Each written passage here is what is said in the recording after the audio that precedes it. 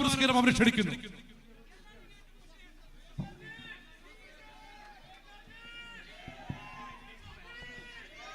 എന്റെ പ്രിയപ്പെട്ട എല്ലാവർക്കും നമസ്കാരം.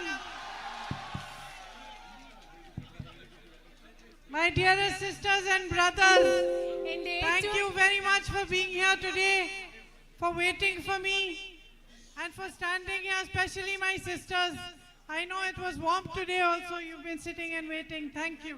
എന്റെ പ്രിയപ്പെട്ട സഹോദരി സഹോദരന്മാരെ, നിങ്ങൾ ഇവിടെ വന്നതിനും എനിക്ക് വേണ്ടി കാത്തു നിന്നതിനും ഞാൻ നിങ്ങളോട് പറയുന്നു. എനിക്കറിയാം, പ്രത്യേകിച്ച് എൻ്റെ സഹോദരിമാരോട് ഇന്ന് ചൂടുള്ള ദിവസമാണെന്നറിയാം. എന്നിട്ടും നിങ്ങൾ ഇവിടെ വന്നതിനും നിങ്ങളോട് ഞാൻ നന്ദി പറയുകയാണ്. Everywhere I am going, you are receiving me with love, with affection.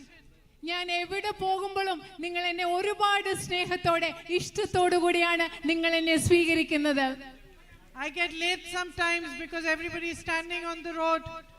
People are waiting for me, and I can't tell you how grateful I feel for the kind of affection that you are showing me. ഞാൻ ചില സമയത്ത് യോഗങ്ങളിൽ വരാൻ താമസിച്ചു പോകും. കാരണം ഞാൻ വരുന്ന വഴിയിലെല്ലാം ആളുകൾ എന്നെ കാത്തു നിൽക്കുകയാണ്. എനിക്ക് നിങ്ങളോട് പറയണം, നിങ്ങൾ നൽകുന്ന ഈ സ്നേഹത്തിന് ഞാൻ എത്രമാത്രം നിങ്ങളോട് കടപ്പെട്ടിരിക്കുന്നു എന്ന് പറയാൻ ആഗ്രഹിക്കുകയാണ്. I know that the reason you are here is because you have a deep bond of love and of respect with my brother. നിങ്ങൾ ഇന്ന് ഇവിടെ വന്നു നിൽക്കുന്നതിന്റെ കാരണം എന്താണെന്ന് എനിക്കറിയാം. നിങ്ങൾക്ക് എൻ്റെ സഹോദരനുമായിട്ട് വളരെ ആഴത്തിലുള്ള സ്നേഹം നിറഞ്ഞ, ബഹുമാനം നിറഞ്ഞ ഒരു ബന്ധമുണ്ട്. He also loves you very much. എൻ്റെ സഹോദരൻ അദ്ദേഹവും നിങ്ങളെ വളരെയധികം സ്നേഹിക്കുന്നുണ്ട്. He was not happy to leave Wayanad. വയനാട്ടിൽ നിന്ന് പോകാൻ എൻ്റെ സഹോദരന് ഒട്ടും സന്തോഷമില്ലായിരുന്നു. But I think he's happy that I am here now to represent the UDF. പക്ഷെ അദ്ദേഹത്തിന് ഇപ്പൊ സന്തോഷമുണ്ട്. കാരണം അദ്ദേഹം ഇവിടെ പോയപ്പോ ഐക്യ ജനാധിപത്യ മുന്നണി സ്ഥാനാർത്ഥിയായി നിങ്ങളെ പ്രതികരിക്കാൻ ഞാനുള്ളതിൽ അദ്ദേഹത്തിന് സന്തോഷമുണ്ട്. Because he knows that I will work hard for you. കാരണം അദ്ദേഹത്തിന് അറിയാം നിങ്ങൾക്ക് വേണ്ടി ഞാൻ കഠിനമായി പ്രയത്നിക്കും എന്ന് അദ്ദേഹത്തിന് അറിയാം. And I will fight for you. ഞാൻ നിങ്ങൾക്ക് വേണ്ടി പോരാടും എന്ന് അദ്ദേഹത്തിന് അറിയാം. So sisters and brothers, this bond between my brother and you became very strong when you recognized that he was fighting for the truth. He was fighting for what is right, and you supported him at a time when most of the world was turning its back on him. എൻ്റെ പ്രിയപ്പെട്ട സഹോദരി സഹോദരന്മാരെ, നിങ്ങളും എൻ്റെ സഹോദരൻ തമ്മിലുള്ള ബന്ധം ആഴമേറിയത്, ശക്തമേറിയതായത് എപ്പോഴാണെന്ന് അറിയുമോ നിങ്ങൾക്ക്? നിങ്ങൾ തിരിച്ചറിഞ്ഞു അദ്ദേഹം സത്യത്തിന് വേണ്ടിയാണ് പോരാടുന്നത്. അദ്ദേഹം എന്താണോ ശരിയാണ് എന്ന് അദ്ദേഹം പോരാടുന്നത് എന്തിനു വേണ്ടി? നിങ്ങൾ മുഴുവൻ ലോകവും അദ്ദേഹത്തിനെതിരെ തിരിഞ്ഞപ്പോൾ നിങ്ങൾ തിരിച്ചറിഞ്ഞത് കൊണ്ടാണ് നിങ്ങളും അദ്ദേഹവും തമ്മിലുള്ള ബന്ധം കൂടുതൽ ശക്തമായത്. And it was you, your love, that gave him the strength and courage to walk from Kanyakumari to Kashmir and Manipur to Mumbai in the name of peace, in the name of love and unity. സമാധാനത്തിന് വേണ്ടി, സ്നേഹത്തിന് വേണ്ടി, ഐക്യത്തിന് വേണ്ടി കന്യാകുമാരിയിൽ നിന്ന് കാശ്മീരിൽ നിന്ന് വരെ നടക്കാനും അതുപോലെ തന്നെ ബോംബെയിൽ നിന്ന്, മണിപ്പൂരിൽ നിന്ന് ബോംബെയിൽ വരെ യാത്ര ചെയ്യാനും എൻ്റെ സഹോദരന് വേണ്ട ധൈര്യം നൽകിയത് നിങ്ങളുടെ സ്നേഹമാണെന്ന് പറയാൻ ഞാൻ ആഗ്രഹിക്കുന്നു. For the last 10 years in our country, the kind of politics that we have seen has been very sad and shameful. നിങ്ങൾ കഴിഞ്ഞ 10 വർഷങ്ങളായി ഈ രാജ്യത്ത് കണ്ടുകൊണ്ടിരിക്കുന്ന രാഷ്ട്രീയം എന്ന് പറയുന്നത് വളരെയധികം ലജ്ജയുണ്ടാക്കുന്നതും നമുക്ക് വളരെയധികം വിഷമമുണ്ടാക്കുന്നതുമായ ഒന്നാണ്. The politics of the BJP is designed only to stay in power by any means. ഏത് വിധേനയും അധികാരത്തിലിരിക്കാൻ വേണ്ടി മാത്രം രൂപകൽപ്പന ചെയ്തതാണ് BJPയുടെ രാഷ്ട്രീയം എന്ന് പറയുന്നത്. There is no focus on your actual needs. നിങ്ങളുടെ യഥാർത്ഥ ആവശ്യങ്ങൾ എന്താണോ അതിൽ ഒരു ശ്രദ്ധയുമില്ലാത്ത രാഷ്ട്രീയമാണ് അവരുടെ രാഷ്ട്രീയം. It's so evident during election time. അത് ഇലക്ഷൻ തെരഞ്ഞെടുപ്പ് സമയം വരുമ്പോൾ അത് വളരെ പ്രകടമാണ്. Where every leader of the BJP is only speaking about spreading fear, spreading mistrust and hatred. ബിജെപിയുടെ ഓരോ രാഷ്ട്രീയ നേതാവും ജനങ്ങൾക്കിടയിൽ ഭയം, ജനങ്ങൾക്കിടയിൽ വിദ്വേഷം, ജനങ്ങൾക്കിടയിൽ അവിശ്വാസം ഇത് വളർത്തുന്നതിന് വേണ്ടിയാണ് സംസാരിക്കുന്നത്. Instead of discussing the things that really matter to you. ജനങ്ങൾക്ക് നിങ്ങൾക്ക് പ്രധാനപ്പെട്ട പ്രശ്നങ്ങൾ ചർച്ച ചെയ്യുന്നതിന് പകരമാണ് അവരിത് ചെയ്യുന്നത്. Today unemployment is highest in the country than it ever was for 45 years. 45 വർഷത്തെ ഏറ്റവും വലിയ തൊഴിലില്ലായ്മ നിരക്കാണ് ഇന്ന് നമ്മുടെ രാജ്യത്തുള്ളത്. My sisters, you know how much prices of every single thing have risen. എന്റെ സഹോദരിമാരെ, നിങ്ങൾക്കറിയാം നമ്മുടെ രാജ്യത്ത് ഓരോ വസ്തുവിന്റെയും വില എത്രമാത്രം കൂടിയിട്ടുണ്ടെന്ന്. You go to the market to buy something, there's a festival, you want to celebrate. You leave half the things that you thought of buying and come back home. നിങ്ങൾ കടയിൽ പോയി എന്തെങ്കിലും സാധനം വാങ്ങിക്കണം, നിങ്ങൾക്കൊരു ആഘോഷം വരുന്നു, നിങ്ങൾക്ക് ആഘോഷിക്കണം, ഉത്സവം വരും. പക്ഷെ നിങ്ങൾക്ക് ഈ വില കാരണം നിങ്ങൾ പകുതി സാധനങ്ങൾ എന്താണോ വാങ്ങാൻ ഉദ്ദേശിച്ചത് അത് വാങ്ങാതെ നിങ്ങൾ തിരിച്ചു വരും. Life is not easy for you today. നിങ്ങൾക്ക് ഇന്ന് ജീവിതം എന്ന് പറയുന്നത് നിങ്ങൾക്ക് ഇന്ന് എളുപ്പമല്ല. It never was. But the work that the government should do to support you to have a stronger life, to be able to build a stronger future, to be able to face difficulties is not being done. കാരണം ജീവിതം ഒരിക്കലും എളുപ്പമായിരുന്നില്ല. പക്ഷെ ഇന്നത്തെ സാഹചര്യത്തിൽ എന്താ സംഭവിക്കുന്നത്? ജീവിതം മെച്ചപ്പെട്ടതാകാൻ, കുറച്ചുകൂടെ കരുത്തുള്ള മെച്ചപ്പെട്ട ഒരു ജീവിതം നയിക്കാൻ നിങ്ങൾക്ക് നൽകേണ്ട പിന്തുണ നൽകാൻ ഗവൺമെന്റുകൾക്ക് ഇന്ന് സാധിക്കുന്നില്ല. Just the basic fact that agriculture is the backbone of our whole country's economy. നമ്മുടെ രാജ്യത്തെ സമ്പദ് വ്യവസ്ഥയുടെ നട്ടെല്ല് എന്ന് പറയുന്നത് കൃഷിയാണ് എന്നതൊരു അടിസ്ഥാന വസ്തുതയാണ്. And used to be a great provider of jobs and employment. കൃഷി എന്ന് പറയുന്നത് ഏറ്റവും കൂടുതൽ തൊഴിൽ നൽകാൻ പറ്റുന്ന ഒരു മേഖലയാവണം. Yet today every farmer is crying. പക്ഷേ ഇന്ന് നമ്മുടെ ഓരോ കർഷകരും കരഞ്ഞുകൊണ്ടിരിക്കുന്ന സാഹചര്യമാണുള്ളത്. He doesn't get the right price for his crops. കാരണം വിളകൾക്ക് കൃത്യമായിട്ടുള്ള വില നമ്മുടെ കർഷകർക്ക് ലഭിക്കുന്നില്ല. This morning I was talking to a family of 4 brothers. ഞാൻ ഇന്ന് രാവിലെ ഒരു 4 സഹോദരരുടെ ഒരു കുടുംബത്തോട് ഞാൻ ഇന്ന് സംസാരിക്കുകയായിരുന്നു. They grow banana, coffee, pepper, cinnamon, അവര് വാഴ കൃഷി നടത്തുന്നു, ഇഞ്ചി കൃഷി, കറുവാപ്പട്ട കൃഷി, കുരുമുളക് കൃഷി, കാപ്പി കൃഷി ഒക്കെയാണ് അവർ നടത്തുന്നത്. They told me they don't see a future. അവരെന്നോട് പറയാണ്, ഞങ്ങൾക്കൊരു ഭാവി കാണാനേ പറ്റുന്നില്ല. One of them wants to sell his land and move. അതിൽ ഒരാൾക്ക് അയാളുടെ ഭൂമി വിറ്റിട്ട് വേറെ എവിടോട്ടെങ്കിലും പോയി താമസിക്കണമെന്നാണ് പറയുന്നത്. Neither are they getting the right price for their crops. അവരുടെ വിളകൾക്ക് അവർക്ക് കൃത്യമായ പൈസ വില കിട്ടുന്നില്ല.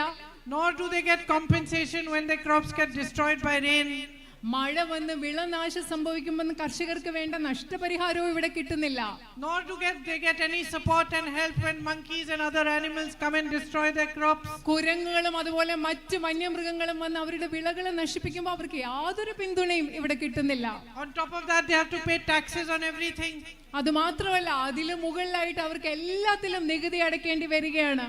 With so much potential here in Wayanad, such beautiful crops, as I said, like coffee, rubber, banana, areca, you still have no hope for the future. ഇവിടെ ഇത്രയും സാധ്യതകൾ ഈ നാട്ടിലുണ്ട്. ഞാൻ നേരത്തെ പറഞ്ഞ പോലെ ഇവിടെ കാപ്പി കൃഷിയുണ്ട്, അടയ്ക്ക കൃഷിയുണ്ട്, വാഴ കൃഷിയൊക്കെ ഉണ്ട്. എന്നിട്ട് നിങ്ങൾക്ക് ഒരു ഭാവി കാണാൻ സാധിക്കില്ല എന്ന് പറയുകയാണ്.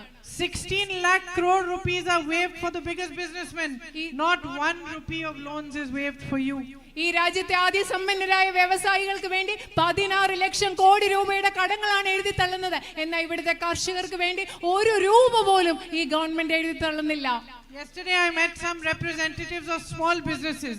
ഞാൻ ഇന്നലെ ചെറിയ കച്ചവടക്കാരുടെ പ്രതിനിധികളായ ചെറിയ വ്യവസായികളായ കുറച്ചുപേരെ കണ്ടു. Here, like these shops like Shahana over here and the other shops I can see Gauri nylons over here. ഇവിടെ ഇതുപോലെ ഷഹാന എന്ന് പറഞ്ഞ businesses like yours.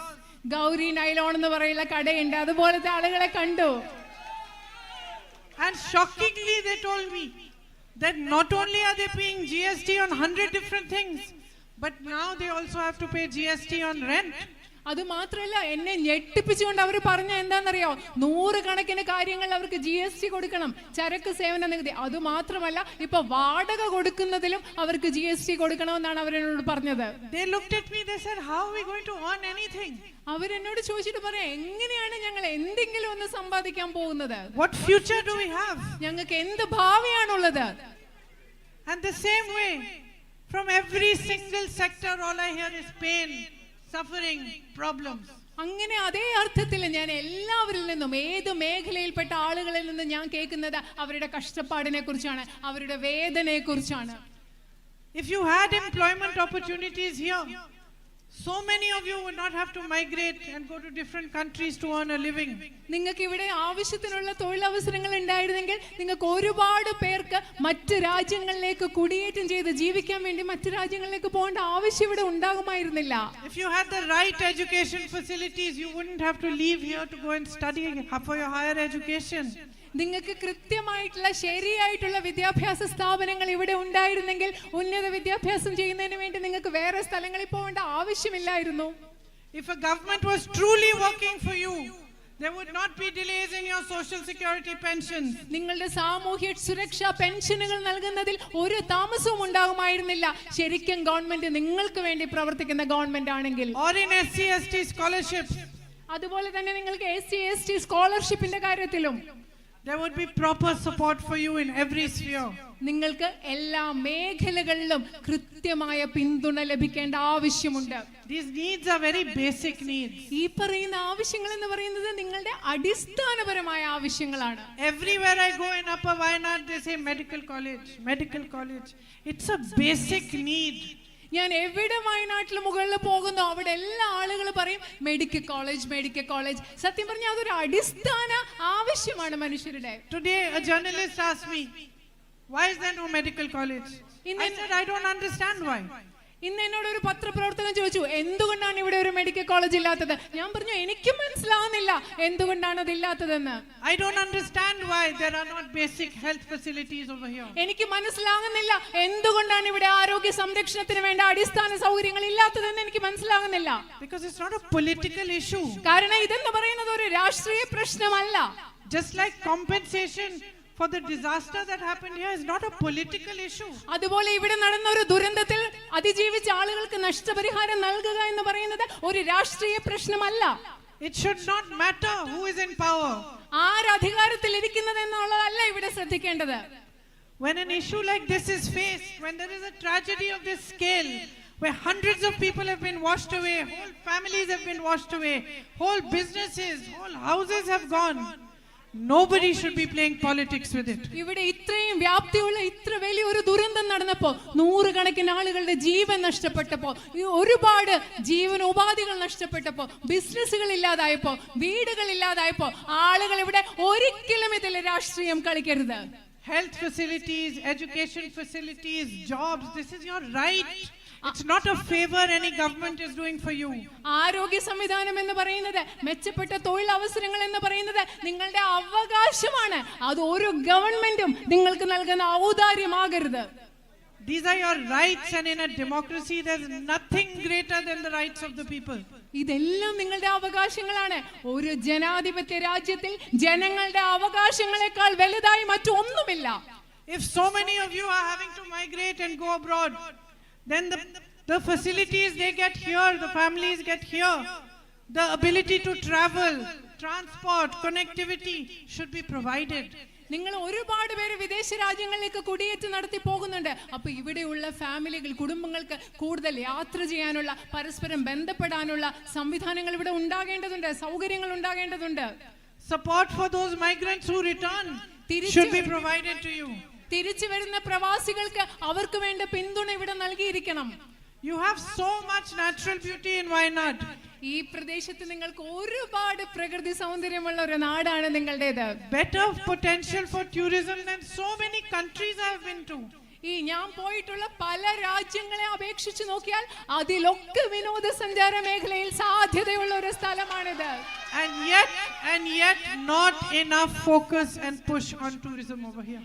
എന്നിട്ടും ആവശ്യത്തിന് വേണ്ട ശ്രദ്ധയും പിന്തുണയും ഇവിടുത്തെ വിനോദസഞ്ചാര മേഖലയ്ക്ക് ഇതുവരെ ലഭ്യമായിട്ടില്ല. Even festivals like the Chaliyar Jalotsavam, അതുപോലെ നിങ്ങളുടെ ചാലിയാർ ജലോത്സവം പോലെയുള്ള ആഘോഷങ്ങൾ, or even Chaliyar itself to be developed as a tourism spot. Chaliyar തന്നെ ഒരു ടൂറിസം വിനോദസഞ്ചാര കേന്ദ്രമായിട്ട് നമുക്ക് വളർത്തി വികസിപ്പിച്ചെടുക്കേണ്ടതുണ്ട്. All this could help. ഇതെല്ലാം നിങ്ങളെ സഹായിക്കും. The young children here who are interested in sport, I see them everywhere playing soccer. ഇവിടെയുള്ള ചെറുപ്പക്കാരായ കുട്ടികളുണ്ട്, സ്പോർട്സിലെ കായിക വിനോദത്തിൽ ഒരുപാട് താല്പര്യമുള്ള. ഞാൻ ഒരുപാട് സ്ഥലത്ത് ഫുട്ബോൾ കളിക്കുന്ന കുട്ടികളെ കാണുന്നുണ്ട്. My son plays soccer. So I am used to seeing many soccer matches. എന്റെ മോൻ ഫുട്ബോൾ കളിക്കുന്നതുകൊണ്ട് ഞാൻ ഒരുപാട് ഫുട്ബോൾ കളികൾ കണ്ടിട്ടുണ്ട്. Every Sunday is watching soccer match. I am also watching. എല്ലാ ഞായറാഴ്ച ദിവസം എന്റെ മോൻ ഇങ്ങനെ ഫുട്ബോൾ കളി കണ്ടുകൊണ്ടിരിക്കുന്നുണ്ട്. ഞാനും മോന്റെ കൂടെ ഇരുന്ന്. So when I saw the children playing here, I immediately noticed how much talent they have. അതുകൊണ്ട് ഇവിടെയുള്ള കുട്ടികൾ കളിക്കുമ്പോൾ എനിക്ക് പെട്ടെന്ന് മനസ്സിലാക്കാൻ പറ്റി എത്ര കഴിവുള്ളവരാണ് ഇവിടെ ഫുട്ബോൾ കളിക്കുന്ന കുട്ടികളെന്ന്. They are tough and fast and aggressive. അവര് ഭയങ്കര കരുത്തുള്ളവരാണ്, ഭയങ്കര വേഗമുള്ളവരാണ്, ആക്രമണോത്സുകതയോടുകൂടി കളിക്കുന്നവരാണ് ഇവിടെയുള്ള കുട്ടികൾ. So why are they not being provided with the best facilities in the world? എന്തുകൊണ്ടാണ് അവർക്ക് ലോകത്തിൽ ലഭ്യമാകുന്ന ഏറ്റവും മികച്ച സൗകര്യങ്ങൾ അവർക്ക് കിട്ടാത്തത്? Because the politics is going all wrong. കാരണം നമ്മുടെ രാഷ്ട്രീയം തെറ്റായി പോകുന്നത് കൊണ്ടാണ് അവർക്ക് വേണ്ട സൗകര്യങ്ങൾ കിട്ടാത്തത്. Because the people who are in power today think that they can stay in power by talking about things that divide you, by spreading poison within you, by making you fight with one another. And every election they try to prove the same thing. കാരണം ഇന്ന് അധികാരത്തിലിരിക്കുന്ന ആളുകൾ വിചാരിക്കുന്നു അവർക്ക് നിങ്ങളുടെ ഇടയിൽ വിദ്വേഷം വളർത്തി, നിങ്ങളുടെ ഇടയിൽ വിഷം നിറച്ച് അവർക്ക് അധികാരത്തിൽ ഇരിക്കാമെന്ന് അവർ കരുതുന്നു. ഓരോ തെരഞ്ഞെടുപ്പ് കഴിയുമ്പോഴും ഇവർ അത് തന്നെയാണ് വീണ്ടും തന്നെ ചെയ്തുകൊണ്ടിരിക്കുന്നത്. Sisters and brothers, I have been watching politics and politicians for all of my life. എന്റെ സഹോദരി സഹോദരന്മാരെ, ഞാൻ രാഷ്ട്രീയവും രാഷ്ട്രീയക്കാരെയും എന്റെ ജീവിതകാലം മുഴുവൻ കണ്ടുകൊണ്ടിരിക്കുന്ന ഒരാളാണ്. It may be the first time I am standing for election, but for 35 years since the age of 17, I have been campaigning in elections. I have been watching politicians of all parties and I know them very well. നിങ്ങൾക്കറിയാവോ, ഒരു പക്ഷെ ആദ്യമായിട്ടാണ് ഞാൻ ഇവിടെ ഒരു ഇലക്ഷന് നിൽക്കുന്നത്. പക്ഷെ കഴിഞ്ഞ 35 വർഷങ്ങളായി 17ാമത്തെ വയസ്സ് മുതൽ ഞാൻ എല്ലാ പാർട്ടിയിലുമുള്ള രാഷ്ട്രീയക്കാരെയും കൃത്യമായി നിരീക്ഷിക്കുന്ന ആളാണ്. എനിക്ക് രാഷ്ട്രീയക്കാരെ നന്നായിട്ട് മനസ്സിലാക്കാൻ സാധിക്കും. And I will tell you what is the worst thing to do for the public. എനിക്ക് നിങ്ങളോട് പറയാൻ സാധിക്കും, ഈ രാജ്യത്തെ പൊതുജനങ്ങൾക്ക് വേണ്ടി ചെയ്യുന്ന ഏറ്റവും മോശമായ കാര്യം എന്താണെന്ന് ഞാൻ പറയാം. If somebody who has power understands that he can keep that power by distracting you, and he does not need to be answerable to you for the problems that you have, he does not need to serve you, he simply needs to distract you, talk about religion, talk about caste, and he will stay in power. That is the worst thing you can do.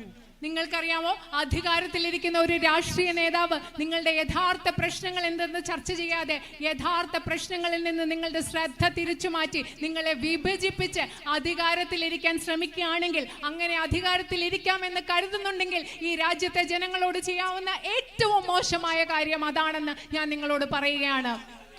While I was working in UP one day, I went into a lady's house. ഞാൻ യുപിയിൽ പ്രവർത്തിച്ചു കൊണ്ടിരിക്കുന്ന സമയത്ത്, ഉത്തർപ്രദേശിൽ പ്രവർത്തിക്കുന്ന സമയത്ത് ഒരു സ്ത്രീയുടെ വീട്ടിലേക്ക് ഞാൻ ഒരു ദിവസം പോയി. She had nothing. ഒന്നും ഉണ്ടായിരുന്നില്ല ആ സ്ത്രീക്ക്, except her 3 little children. ആ 3 കുട്ടികളല്ലാതെ, ചെറിയ കുഞ്ഞുങ്ങളല്ലാതെ ആ സ്ത്രീക്ക് ഒന്നും ഉണ്ടായിരുന്നില്ല. There was a tap in her house but no water. അവിടെ ഒരു പൈപ്പ് ഉണ്ടായിരുന്നു, ഒരു ടാപ്പ് ഉണ്ടായിരുന്നു, പക്ഷെ ആ ടാപ്പിൽ വെള്ളം ഉണ്ടായിരുന്നില്ല. There was an electricity pole, no wires, no electricity. അവിടെ അതുപോലെ ഒരു വൈദ്യുത തൂണുണ്ടായിരുന്നു, പക്ഷെ അവിടെ വയറുകളില്ല, കറണ്ട് ഇല്ലായിരുന്നു. No school in her village. അവരുടെ ഗ്രാമത്തിൽ ഒരു സ്കൂളും ഇല്ല. So I asked her, who is your MLA? ഞാൻ അവരോട് ചോദിച്ചു, നിങ്ങളുടെ MLA ആരാണ്? And she said so and so. അന്ന് അവർ പറഞ്ഞു, ഈ ആളാണ് ഞങ്ങളുടെ MLA. So I said, who are you going to vote for this time? അപ്പൊ എന്നിട്ട് ഞാൻ അവരോട് ചോദിച്ചു, നിങ്ങൾ ആർക്ക് വേണ്ടിയാണ് ഈ പ്രാവശ്യം വോട്ട് ചെയ്യാൻ പോകുന്നത്? She said, I am going to vote for him. അപ്പൊ അവർ എന്നോട് മറുപടി പറഞ്ഞു, അതേ ആളിന് വേണ്ടിയാണ് ഞാൻ വോട്ട് ചെയ്യാൻ പോകുന്നത്. I said, but he hasn't done anything for you. ഞാൻ ചോദിച്ചു, പക്ഷെ ആ ആള് നിങ്ങൾക്ക് വേണ്ടി ഇതുവരെ ഒന്നും ചെയ്തിട്ടില്ല. I said, does he come here? ഞാൻ ചോദിച്ചു, അയാൾ നിങ്ങളുടെ വീട്ടിൽ വരാറുണ്ടോ? She said, no. ഇല്ല, വരാറില്ല. I am voting for him because of what he says about my religion. I like it. I am voting for him. ആ സ്ത്രീ പറഞ്ഞ എന്താണെന്നറിയോ, ഞാൻ ആ ആൾക്ക് വോട്ട് ചെയ്യാൻ പോകുന്നത് എന്താന്ന് വെച്ചാൽ അയാൾ എന്റെ മതത്തെ പറ്റി സംസാരിക്കുന്നു, അത് എനിക്ക് ഇഷ്ടമായതുകൊണ്ട് ഞാൻ ആളിന് വോട്ട് ചെയ്യാൻ പോകുന്നതാണ് ആ സ്ത്രീ പറഞ്ഞത്. So I said, very good. ഞാൻ പറഞ്ഞു, വളരെ നല്ല കാര്യം. You continue like this. You have ruined his habit. നിങ്ങൾ ഇങ്ങനെ തന്നെ ചെയ്തുകൊണ്ടിരിക്കും. നിങ്ങൾ ആ മനുഷ്യനെ ഇങ്ങനെ പിന്തുണച്ചത് അദ്ദേഹത്തിന്റെ സ്വഭാവത്തെ കൂടി നിങ്ങൾ മാറ്റിക്കളയൂ. If your child does something wrong, you scold them, you slap them, maybe you teach them that what they are doing is wrong. നിങ്ങളുടെ കുട്ടി എന്തെങ്കിലും തെറ്റ് ചെയ്യുവാണെങ്കിൽ നിങ്ങളുടെ കുട്ടിയെ വഴക്ക് പറയും, ചിലപ്പോൾ ഒരു അടി കൊടുക്കും, എന്നിട്ട് കുട്ടിയോട് പറയും നിങ്ങൾ ചെയ്യുന്നത് മോനെ നീ ചെയ്യുന്നത് തെറ്റാണെന്ന് പറയും. You don't let the child's habits get spoiled. നമ്മുടെ കുട്ടിയുടെ സ്വഭാവം തെറ്റായി പോവാൻ, നശിച്ചു പോവാൻ നമ്മൾ ഒരിക്കലും സമ്മതിച്ചു കൊടുക്കാറില്ല. All the mothers here will tell you. ഇവിടെയുള്ള എല്ലാ അമ്മമാരും നിങ്ങളോട് അത് പറയും. Why are you spoiling this politician's habits?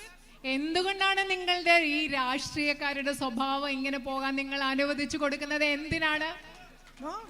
He represents you. രാഷ്ട്രീയക്കാരെ പ്രതിനിധാനം ചെയ്യുന്നത് നിങ്ങളെയാണ്. His job is to provide you the drinking water, the road, the hospital, the facility. നിങ്ങൾക്ക് കുടിവെള്ളം, നിങ്ങൾക്ക് റോഡ്, നിങ്ങൾക്ക് ആശുപത്രി, നിങ്ങൾക്ക് സൗകര്യങ്ങൾ നൽകുക എന്നത് രാഷ്ട്രീയക്കാരുടെ ജോലിയാണ്. He has a government in the center, he has a government in the state. അവർക്ക് കേന്ദ്രത്തിൽ ഒരു ഗവൺമെന്റ് ഉണ്ട്, അദ്ദേഹത്തിന് സംസ്ഥാനത്ത് ഒരു ഗവൺമെന്റ് ഉണ്ട്. And you have nothing. നിങ്ങൾക്കൊന്നുമില്ല. So that is how the politics of our country is going completely wrong. അങ്ങനെയാണ് നമ്മുടെ രാജ്യത്തെ രാഷ്ട്രീയം പൂർണ്ണമായിട്ട് തെറ്റായ ഒരു രീതിയിൽ ഇന്ന് പോയിക്കൊണ്ടിരിക്കുന്നത്. Those who represent you have one job. നിങ്ങളെ പ്രതിനിധാനം ചെയ്യുന്ന ആളുകൾക്ക് ഒറ്റ ഒരു ജോലിയാണുള്ളത്. To uphold the values of the Constitution of India and to serve you day and night. Indian ഭരണഘടനയുടെ മൂല്യങ്ങൾ ഉയർത്തിപ്പിടിച്ചുകൊണ്ട് രാത്രിയും പകലും ഈ രാജ്യത്തെ ജനങ്ങളെ സംരക്ഷിക്കുക എന്ന, സേവിക്കുക എന്ന ഒരേ ഒരു ജോലിയാണ് രാഷ്ട്രീയക്കാർക്കുള്ളത്. I ask you, people of Wayanad, just as you have done in the past when you elected my brother, vote for the right kind of politics. എന്റെ ഇവിടുത്തെ സഹോദരി സഹോദരന്മാരോട് നിങ്ങൾ കഴിഞ്ഞ കാലങ്ങളിൽ എന്റെ സഹോദരന് വേണ്ടി വോട്ട് ചെയ്തതുപോലെ ഞാൻ നിങ്ങളോട് അഭ്യർത്ഥിക്കുകയാണ്. നിങ്ങൾ യഥാർത്ഥത്തിലുള്ള ശരിയായ രാഷ്ട്രീയത്തിന് വേണ്ടി വോട്ട് ചെയ്യുക എന്ന് ഞാൻ നിങ്ങളോട് അഭ്യർത്ഥിക്കുകയാണ്. For me, this love that you give me is the greatest honor I can ever receive. എന്നെ സംബന്ധിച്ചിടത്തോളം നിങ്ങൾ എനിക്ക് നൽകുന്ന സ്നേഹം എന്ന് പറയുന്നത് എനിക്ക് ജീവിതത്തിൽ ലഭിക്കാവുന്ന ഏറ്റവും വലിയ ആദരവായിട്ടാണ് ഞാൻ കണക്കാക്കുന്നത്. Each one of you for me is a responsibility. ഇവിടെയുള്ള നിങ്ങൾ ഓരോരുത്തരും എന്നെ സംബന്ധിച്ചിടത്തോളം എന്റെ ഉത്തരവാദിത്തമാണ്. Each one of you is a duty. നിങ്ങൾ ഓരോരുത്തരും എന്റെ കടമയാണ്. Each one of you is a symbol of what is right in this nation. നിങ്ങൾ ഓരോരുത്തരും എന്ന് പറയുന്നത് ഈ ദേശത്ത് എന്തൊക്കെ ശരിയായിട്ടുണ്ടോ അതിന്റെ എല്ലാം പ്രതീകമാണ് നിങ്ങൾ ഓരോരുത്തരും. Because you have always stood for unity, you have stood for the right kind of politics. കാരണം നിങ്ങൾ എല്ലാ കാലത്തും ഐക്യത്തിന് വേണ്ടിയും ശരിയായിട്ടുള്ള രാഷ്ട്രീയത്തിന് വേണ്ടിയും നിന്നിട്ടുള്ളവരാണ് ഇവിടുത്തെ ജനങ്ങൾ. If you give me the honor to become your representative in parliament, I will not let you down. നിങ്ങൾ എനിക്ക് നിങ്ങളുടെ പ്രതിനിധിയായ ഇന്ത്യൻ പാർലമെന്റിൽ പോകാനുള്ള ഒരു ആദരവ് നിങ്ങൾ എനിക്ക് നൽകുകയാണെങ്കിൽ ഞാൻ ഒരിക്കലും നിങ്ങളെ നിരാശപ്പെടുത്തുകയില്ല. I will reach out to as many of you as I can. I will come to as many houses of yours as I can, to as many families. I will understand what your problems are. I will work hard to resolve them, and I will stand side by side with you in your pain, in your suffering, in your happiness, and through your struggles. എനിക്ക് പറ്റുന്നിടത്തോളം ആളുകളെ എനിക്ക് വന്ന് നേരിൽ കാരണം, എനിക്ക് പറ്റുന്നിടത്തോളം നിങ്ങളുടെ വീടുകളിൽ വരണം, നിങ്ങളോട് സംസാരിക്കണം, നിങ്ങളുടെ പ്രശ്നങ്ങൾ മനസ്സിലാക്കണം, നിങ്ങളുടെ പ്രശ്നങ്ങൾ പരിഹരിക്കുന്നതിന് വേണ്ടി നിങ്ങളുടെ സുഖത്തിലും ദുഃഖത്തിലും നിങ്ങളുടെ പ്രശ്നങ്ങളിലും തോളോട് തോൾ ചേർന്ന് നിന്ന് എനിക്ക് പ്രവർത്തിക്കണം. And I am so sorry that I have given you such a long lecture when it is raining so much and you are all getting wet. അയ്യോ, നിങ്ങൾ ഇവിടെ നിൽക്കുമ്പോൾ എനിക്ക് വിഷമമുണ്ട്. ഞാൻ ഇത്രയും വലിയൊരു പ്രഭാഷണം പോലെ നിങ്ങൾ ഈ മഴയത്ത് നനഞ്ഞു നിൽക്കുമ്പോൾ ഞാൻ അത് തരുന്നതിൽ എനിക്ക് വിഷമമുണ്ട്. So please quickly go home now and dry up. And I will be back. We will meet again. And I thank you deeply from the deepest part in my heart for all the love you've given me. നിങ്ങൾ മഴ നനഞ്ഞു നിൽക്കുകയാണ്, അതുകൊണ്ട് വീട്ടിൽ വേഗം പോയി ഉണങ്ങി വൃത്തിയാക്കി എടുക്കണം, ഉണങ്ങണം. ഞാൻ പെട്ടെന്ന് വേഗം ഇവിടെ തിരിച്ചു വരും. ഉള്ളിൽ നിന്ന് എല്ലാ സ്നേഹത്തോടും കൂടി ഞാൻ നിങ്ങളോട് ഇത് പറയുന്നു. നന്ദി. And thank you for all the UDF colleagues of mine who are on stage here with me today also. ഇന്ന് എന്നോടൊപ്പം ഈ വേദിയിൽ ഉണ്ടായിരുന്ന എല്ലാ ഐക്യജനാധിപത്യ മുന്നണിയുടെ സഹപ്രവർത്തകർക്കും ഞാൻ നന്ദി പറയുന്നു. നന്ദി.